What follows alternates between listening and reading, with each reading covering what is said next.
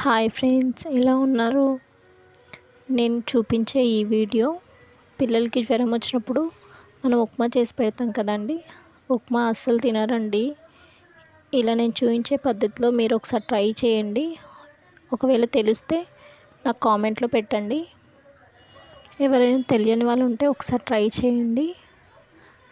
ఇలా stove on చేసుకొని ఒక గిన్నె పెట్టుకొని, గిన్నె వేడెక్కాక ఒక 2 స్పూన్ నెయ్యి వేసుకోండి. నెయ్యి వేసుకుంటే పిల్లలు ఇష్టంగా తింటారండి. అలాగే నేను వాడే నెయ్యి ఏంటంటే న్యాచురల్గా ఉంటుంది. అంటే ఊర్లో తయారు చేస్తారు కదా. నేను ఒకేసారి ఒక 1 కేజీ తీసి పెట్టుకుంటానండి. అది అయిపోయాక మళ్ళీ తెప్పించుకుంటాను. ఉప్మా రవ్వ వేసుకొని దోరగా వేయించుకోండి. సేమ్ మనం ఉప్మా కోసం ఎలా వేయించి పెట్టుకుంటామో అలా గోల్డెన్ కలర్ వచ్చేలాగా వేయించుకోండి.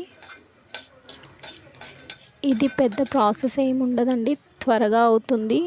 ప్రిపేర్ చేయడానికి కూడా పెద్దగా టైం ఏం పట్టదు. మా పిల్లల కోసం అయితే నేను ఇదే ప్రిపేర్ చేసి పెడతానండి. ఉప్మా చేసి అస్సలు తినడండి, వేస్ట్ అయిపోతుంది ఉప్మా మొత్తం.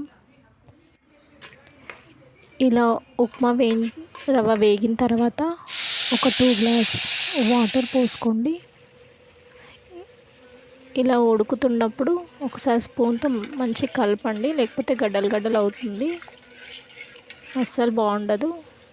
రుచికి తగిన సాల్ట్ వేసుకొని ఇలా పల్చగా ఉండేలాగే చూసుకోండి. అలా అయితే పిల్లలు తినడానికి ఈజీగా ఉంటుంది. గట్టిగా చేస్తే సేమ్ మళ్ళీ ఉప్మా మెథడ్లో అయిపోతుందండి. పల్చగా పెట్టుకోండి.